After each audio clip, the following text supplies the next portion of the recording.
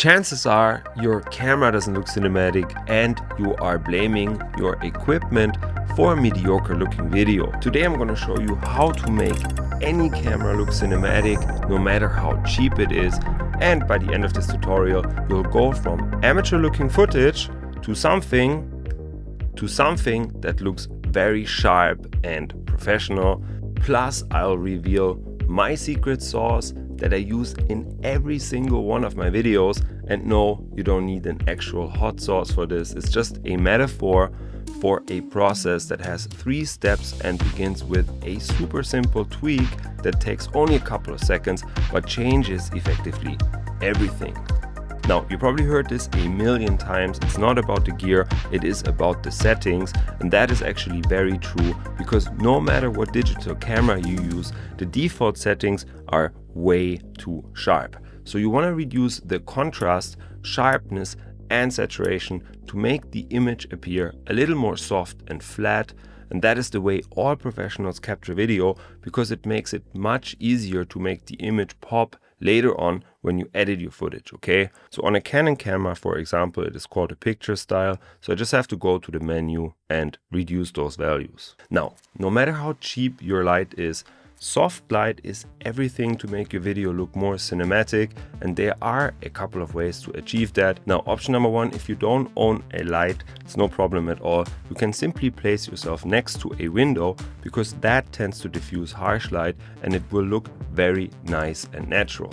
Option number 2, you can invest $20 and get yourself one of those foldable diffusers that you can place over basically any light source to make things look more soft and more professional. Now, option number 3, you can grab yourself one of those RGB lights. They're very small and cheap, and you can basically create any color cast and make things look a bit more interesting. And option number 4, if you already own a professional light, what I recommend to do is pick up one of those soft boxes. They are very affordable, they can be folded up, and they improve the light quality massively. Now, here are 2 more important notes. Number 1, you want to make sure to switch off all ambient light that comes from the ceiling, because generally it has a very poor angle and it will mess with the setup. Plus, if you got a light source at home, like a desk lamp or something similar to this, I recommend to place that in the background to add a little bit more interest. So let me show you how I captured the example video side by side. Now, on the left hand side, you see my amateur looking video that is captured in a room with light that comes from the ceiling and a lamp that isn't evenly diffused. On the right side, however, I switched off the top lights, I put my diffuser over the light source, and I also switched on this desk lamp in the background, which makes everything look much softer and more cinematic almost instantly. Now remember, we had deliberately changed our camera settings so our image looks more flat.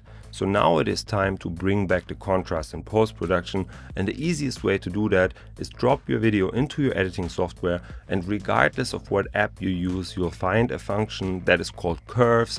And after you apply that, what you want to do is click 3 times to select the shadows on the bottom, midtones in the middle, and the highlights on top. And then you want to turn it into an S shape, which makes the shadows darker and the highlights brighter. And that's the entire secret for more contrast basically. Now the second step is to use a pre-made color preset to make your colors look more cinematic, and you can find them in various places all over the internet. But the platform that I like to use for this is ARTLIST, which is an asset licensing platform and the sponsor of today's video. All you gotta do is select LUT on the left hand side. Then I can preview the before and after, download the ones that I like and throw them on top of my video.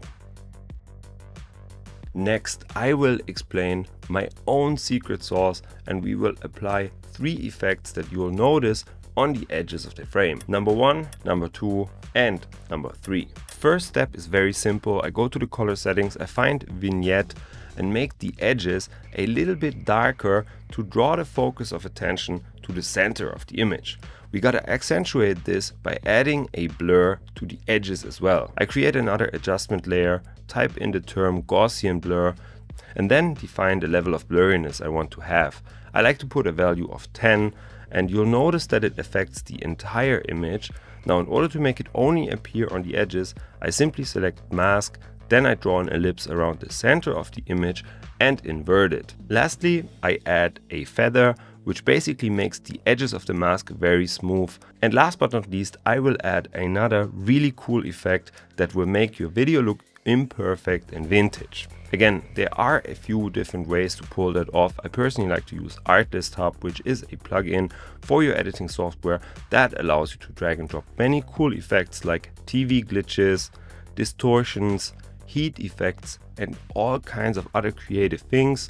In our case, I want to add an RGB effect which splits the color channels and makes my footage more like an old camera. So I simply open a plugin, I select the effect, drag and drop on top of my video, and then I simply have to choose how intense I want it to be. Again, it will affect the entire image, so I draw another mask around the center of the frame. Cool. And I highly recommend you try out different things for yourself, and a really great way of trying these effects is using a licensing platform like ARTLIST, which gives you everything you need to create more cinematic work regardless of what camera you own. And I personally think it makes sense to invest in such a service before you buy a like $8,000 camera. Their plans start at just $9.99. If you want to license music, their AI suite is also very affordable and it allows you to generate images and sound. You can select from the best AI models in one convenient place like Nano Banana, VO, Kling, and they just added C-Dream 4.5, which creates super realistic visuals, so definitely try it out. I personally use the Max plan, which I think has the best value for money. My link below gives you 2 months for free on all annual subscriptions, which is a pretty wild deal. And if that hasn't convinced you enough, they got their annual holiday sale going on at the moment, which only happens once a year. And that means you get even more value, all kinds of things that are overlaid on the screen, okay? With that said, thank you so much. I'll leave a video on the screen that teaches you how you can start editing before you even pick up your camera, which you might find interesting. And with that said, I'll see you in one of the next ones.